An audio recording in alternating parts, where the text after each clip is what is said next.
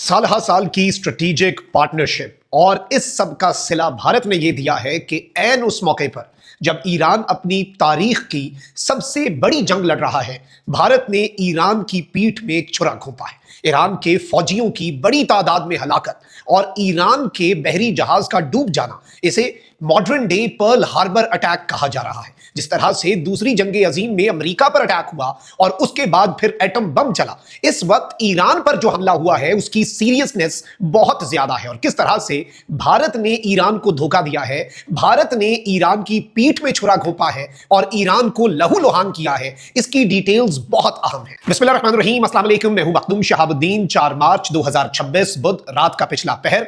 नाज़रीन इकराम, ईरान के लिए अब तक की सबसे तशवीशनाक डेवलपमेंट सामने आई है। एक जानिब तो ईरान लड़ रहा है, ईरान सरेंडर नहीं कर रहा, ईरान ने मुज़ाकरात की पेशकश एक मरतबा फिर रिजेक्ट कर दी है और ईरान की तरफ से मिडिल ईस्ट के अंदर ना सिर्फ यूएस बेसिस को बल्कि यूएस एसेट्स को, जिनमें अमेरिका की एम्बेसीज, कॉन्सुलेट, सीआईए के ऑफिसेज, इन सबको हिट किया जा रहा है। और दूसरी तरफ ईरान पर भी अमेरिका और इसराइल के बदस्तूर हमले जारी हैं, तबाहकुन हमले जारी हैं। एन उसी मौके पर चूंकि डोनाल्ड ट्रंप ये कह चुका है कि हमने ईरान की नेवी को मुकम्मल तौर पर खत्म करना है ताकि ईरान के पास एक फंक्शनल नेवी एग्जिस्ट ही ना करे। इस सिनेरियो के अंदर अब डेवलपमेंट्स जो हैं वो बड़ी परेशानकुन हो चुकी हैं ईरान के लिए। मैं सारी डिटेल्स आपके सामने रखता हूं, लेकिन उससे पहले अगर अभी तक आपने इस वीडियो को लाइक नहीं किया, लाइक जरूर कर दें। आपको मालूम है कि हमारे इस चैनल को रिपोर्ट किया जाता है। इस रिपोर्टिंग का असर जाहिर इस तरह से होगा कि एक तो ये कि आप इस वीडियो को लाइक करें, दूसरा ये कि एक के बजाय आपने ज्यादा से ज्यादा कमेंट्स करने हैं और अगर हो सके तो इस वीडियो को मुख्तलिफ व्हाट्सएप ग्रुप्स जो हैं उनमें भी आपने लाजमी शेयर करना है। अब नाज़रीन इकराम, एक चीज आप ज़हन में रखिएगा कि ईरान जो है उसने कई दिहाइयां भारत के साथ स्ट्रेटेजिक पार्टनरशिप रखी और पाकिस्तान एक मैच्योर स्टेट के तौर पर इस पार्टनरशिप से इनसिक्योर भी नहीं हुआ। जैसे पाकिस्तान की अमेरिका के साथ भी बड़ी अच्छी स्ट्रेटेजिक पार्टनरशिप रही, चाइना के साथ भी, उसी तरीके से पाकिस्तान ने फराख दिली के साथ ईरान के साथ अपने ब्रदरली रिलेशंस को बरकरार रखा और ईरान की अपनी जो रिलेशनशिप और स्ट्रेटेजिक पार्टनरशिप थी विद इंडिया, पाकिस्तान ने कभी उसके ऊपर कोई उंगली नहीं उठाई। और ये मैच्योर स्टेट्स ऐसे ही करते हैं कि वो इनसिक्योर नहीं होते किसी एक स्टेट के दूसरे स्टेट के साथ ताल्लुकात में, ये मैच्योरिटी होती है। लेकिन इस सबके अंदर ईरान के मुख्तलिफ एरियाज में भारत ने इन्वेस्टमेंट भी की। चाबहार पोर्ट जो है उसे गवादर के अल्टरनेट के तौर पर सामने लाने की कोशिश की और इस सबके अंदर फिर भारत ने दो नंबरी भी कर दी। भारत ने दो नंबरी ये की कि ईरान जो है उसमें अपने जासूसों को भर्ती किया, क्योंकि ईरान का सूबा सिस्तान बलोचिस्तान हमारे सूबा बलोचिस्तान के साथ अटैच होता है और कुलभूषण यादव उसकी एक खुली मिसाल है। फिर अभी हालिया पिछले साल की जंग के अंदर ईरान को यह भी रियलाइज हुआ कि भारत के जो एजेंट हैं वो सिर्फ भारत के लिए और पाकिस्तान के खिलाफ काम नहीं कर रहे, वो कुछ ऐसी एजेंसियों के लिए डबल एजेंट का काम कर रहे हैं, एक तीर से दो शिकार कर रहे हैं। ऐसी एजेंसीज के लिए हॉस्टाइल, जो ईरान की तरफ हॉस्टाइल है, उनके लिए भी वो काम कर रहे हैं साइमल्टेनियसली। और उसके बाद ईरान ने इंडियंस के वीजास पर भी काफी हद तक पाबंदी लगाई। अब ईरान जो है उसने कई दिहाइयां भारत के साथ स्ट्रेटेजिक पार्टनरशिप चलाई, मगर एन जंग के दौरान भारत ने लॉजिस्टिक सपोर्ट मुआहदे के तहत अमेरिकी नेवी जो है उसके साथ मिलकर ईरान के जंगी जहाज आयरिस दीना जो है उसे हिट करवाया और वियना कन्वेंशन जो है उसकी खुल्लम खुल्ला खिलाफ वर्जी हुई। ईरानी जंगी बहरी जहाज के साथ हुआ क्या है, पहले जरा आप ये समझ लें। नाज़रीन इकराम, अमेरिका की सबमरीन जो है उसने ईरान के नेवी फ्रिगेट आयरिस दाना जो है उसे श्रीलंका के कोस्ट के ऊपर, श्रीलंका के साहिल के ऊपर निशाना बनाया और इस पूरे के पूरे बहरी जहाज को, नेवल फ्रिगेट को बेसिकली इंडिया की तरफ जो इनवाइटेड था और ये इंडिया से अभी बिल्कुल निकला था और श्रीलंका के कोस्ट के ऊपर ये पहुंचा, इसे अमेरिका की एक सबमरीन ने हिट किया। चूंकि अमेरिका ईरान के नेवल वेसल्स को, ईरान के बहरी जंगी जहाजों को निशाना बना रहा है और ये पीस टाइम के अंदर, जमाना अमन के अंदर, ये इंडिया में एक एक्सरसाइज में, एक एग्जीबिशन में पार्टिसिपेट करने गया हुआ था। इंडिया इसका होस्ट था। इंडिया इसको बुलाकर इंडिया ने किस तरह से ईरान की पीठ में छुरा घोंपा है। अब सबसे आम तरीन चीज ये है कि जो ईरानियन फ्रिगेट है आयरिस देना, if I am pronouncing it right, ये इंडिया गया था बेसिकली इंडिया के इन्विटेशन के ऊपर और फ्लीट रिव्यू जो है उसमें हिस्सा लेने, और इसने पीस टाइम के दौरान वहां पर ट्रैवल किया और ये बेसिकली वापस ईरान की तरफ आ रहा था। अमेरिका और इसराइल ने ईरान के ऊपर अटैक लॉन्च कर दिया और इसे एसेंशियली एक पर्ल हार्बर स्टाइल अटैक जो है वो करार दिया जा रहा है। और इसमें बहुत से जो तज्जियाकार हैं वो सब यही कह रहे हैं कि इसमें 180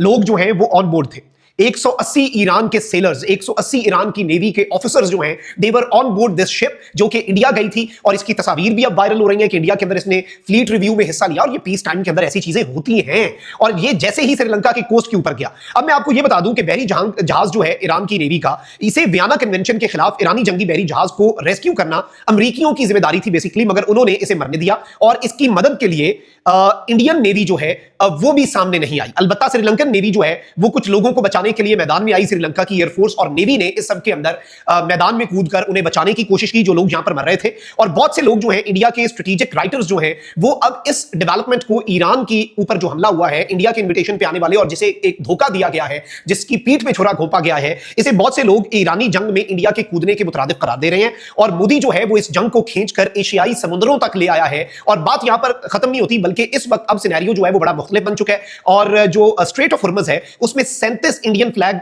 वाली शिप्स जो हैं वो फंसी हुई हैं। कंपनी और मालकान दुहाई दे रहे हैं, निकालें, अमला भी इंडियन है। देखते हैं कि अब उनके किस्मत में इस डेवलपमेंट के बाद क्या होता है, क्योंकि ईरान को तो बैकस्टैब कर दिया गया। देखिए, अमेरिका और इसराइल ने तो अटैक करना ही करना था। उन्होंने तो ऑलरेडी अनाउंस कर दिया कि हमने गल्फ ऑफ ओमान में, अरेबियन गल्फ में और पर्शियन गल्फ में भी हम ईरानियन नेवी को मुकम्मल तौर पर खत्म करने जा रहे हैं। दरअसल ये जंग जो है, अब देखते हैं क्या रुख इख्तियार करती है। और इसमें मैं आपको ये बता दूं कि इसने विशाखापत्तनम में बाकायदा तौर पर इंडिया मिलान 2026 नेवल एक्सरसाइजेज जो हैं उनमें चंद दिन पहले ही 19 फरवरी को पार्टिसिपेट किया था। और अब ये जो सीमेन हैं, जो यहां पर सेलर्स हैं, ये जो मार्च कर रहे थे इंडिया में अपने यूनिफॉर्म्स में, ये हेल्पलेस हैं इस वक्त समुद्र के अंदर। और इन्हें बेसिकली अब श्रीलंका जो है उसकी एयरफोर्स और नेवी बचाने की कोशिश कर रही है। और ईरानी नेवी का दस्ता जो इंडिया में था उसके साथ ये डेवलपमेंट हुई है। और व्हाइट हाउस ने इसके ऊपर ईरान को मॉक भी किया है। और व्हाइट हाउस ने इसके ऊपर स्टेटमेंट दी है कि this Iranian worship thought it was safe in international waters. इस ईरान के जंगी बहरी जहाज को ये लगता था कि ये इंटरनेशनल वाटर्स में, जहां पर हर शिप अपने आप को महफूज समझती है, इसे भी लगा कि ये महफूज थी, लेकिन इट वाजंट, ये यहां पर महफूज नहीं थी।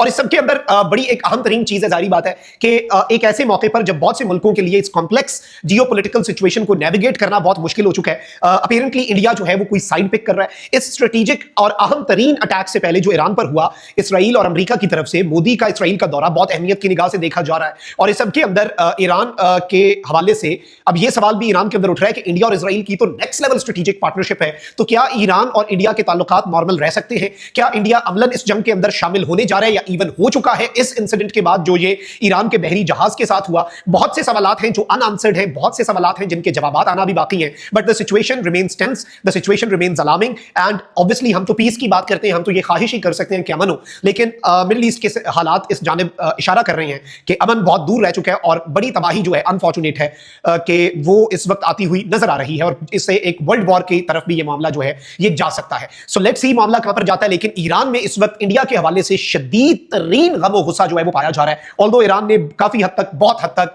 इसमें न्यूट्रलिटी रखी, इंडिया और पाकिस्तान को बैलेंस करने की भी कोशिश रखी, लेकिन उस सब का सिला इंडिया ने इस तरह से दिया कि ना तो इंडिया ने अटैक्स की मजम्मत की। 3 ममालिक हैं इस वक्त जो खुलकर डिप्लोमेटिकली ईरान को सपोर्ट कर रहे हैं मुस्लिम वर्ल्ड की, अगर हम बात करें, टर्की, मलेशिया और पाकिस्तान।